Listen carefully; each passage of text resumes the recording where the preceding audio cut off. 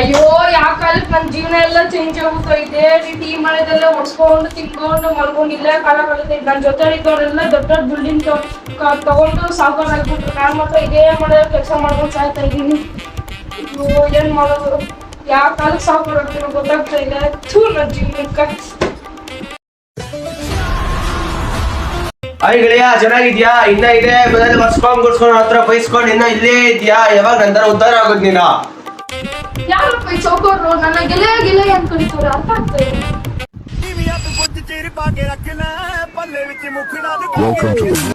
ಓ ನೀನಾಗಿಲ್ಲ ಟೋಪಿ specs gold chain smart watch ಶೂಗ್ಲು.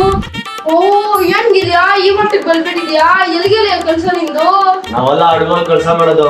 ಒಳ್ಳೆ ಜಾಲಿ ಲೈಫು, ಒಳ್ಳೆ ಸಂಬಳ. ಎಷ್ಟು ಗೆಳೆಯ ನಿಮ್ ಸಂಬಳ? ಜಸ್ಟ್ 10,000. ಗೆಳೆಯ ನನ್ಗೂ ಈ ಕೆಲಸ ಕೊಡಿಸ್ತಾ ಗೆಳೆಯ. ನನ್ಗೂ ಈ ಮನೆಯಲ್ಲಿ 1,000 ರೂಪಾಯಿ ಅಷ್ಟೇ ಗೆಳೆಯ ಸಂಬಳ. ನಾನು ನಿನ್ ಜೊತೆ ಬಂದ್ಬಿಡ್ದ ಗೆಳೆಯ ಕೆಲಸ ಮಾಡಕ್ಕೆ. ನನ್ಗೂ ಕೆಲಸ ಕೊಡಿಸ್ತಾ ತಾನೆ? ಬಾ ಗೆಳೆಯ, ನಾಳೆ ಕನ್ಫರ್ಮ್ ಕೊಡಿಸ್ತೀನಿ ಕೆಲಸ. ಹೌದು ಗೆಳೆಯ, ನಾಳೆ ಬಂದ್ಬಿಡ್ತೀನಿ ಗೆಳೆಯ. ಈ ಮನೆಯಲ್ಲಿ 1,000 ರೂಪಾಯಿ ಸಂಬಳ ಹೇಗೆ ಸಾಕೋಗಿದೆ. ನಾಳೆ ಬಂದ್ಬಿಡ್ತೀನಿ ಗೆಳೆಯ.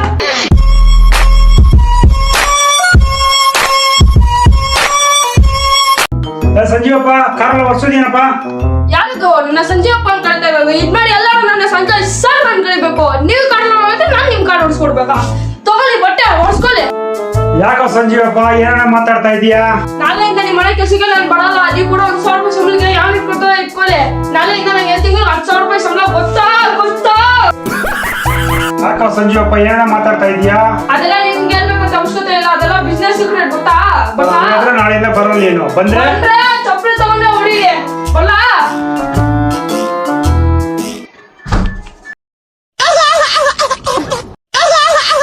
ಹೇಗಿಲ್ಲ ನಾನು ಬಂದ್ಬಿಟ್ಟಿಲ್ಲ. ಕೆಲಸ ಕೊಡ್ಸಿ ತಾನಾಗಿಲ್ಲ.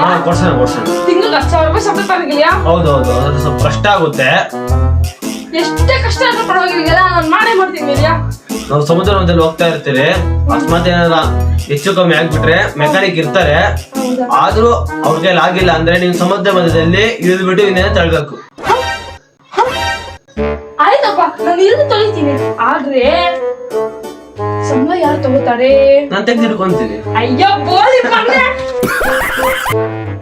ಸರ್. ಏನ ಸಂಜೀವಪ್ಪ ಇಷ್ಟು ದಿವಸ ಬಂದಿದ್ಯಾ? ಸರ್ ದಯವಿಟ್ಟು ಕೆಲ್ಸಕ್ಕೆ ಸೇರ್ಸ್ಕೊಳ್ಳಿ ಸರ್. ನನ್ನ ಮಗನ್ ಮಾತು ನನ್ಕೊಂಡದೆ ಸರ್. ನನ್ನ ಮಗನ್ ಕೈ ಕೊಟ್ಬಿಡ ಸರ್. ಏನೋ ಬಂದ್ರೆ ತಿರ್ಗ ಚಪ್ಪಲಿ ನೋಡ ಅಂತ ಹೇಳಿದೆ. ಸರ್ ಬೇಕಾದ್ರೆ ಚಪ್ಪಲಿದಲ್ಲಿ ನೋಡ್ಬಿಡಿ ಸರ್. ಬೇಕಾದ್ರೆ ಕೆಲ್ಸಕ್ಕೆ ಮಾತ್ರ ಸೇರ್ಸ್ಕೊಳ್ಬೇಡಿ ಸರ್. ಇಷ್ಟು ದಿವಸ ಎಷ್ಟು ಕೊಡ್ತಾ ಇದ್ದೆ ನಿಮ್ಗೆ? ಸರ್ 1,000 ರೂಪಾಯಿ ಬರ್ತದೆ ಸರ್. ಇನ್ಮೇಲೆ ಹೊಸ ಅಪಾಯಿಂಟ್ಮೆಂಟ್ 500 ರೂಪಾಯಿ ಕೊಡೋದು ಮಾಡ್ತೀಯಾ? ಮಾಡ್ತೀನಿ ಸರ್. ಬೇಕಾದ್ರೆ 3 ಹೊತ್ತು ಊಟ ಹಾಕ್ತೀನಿ ಸರ್. ಬೇಕಾದ್ರೆ ಮಾಡ್ತೀನಿ ಸರ್. ಹೋಗ್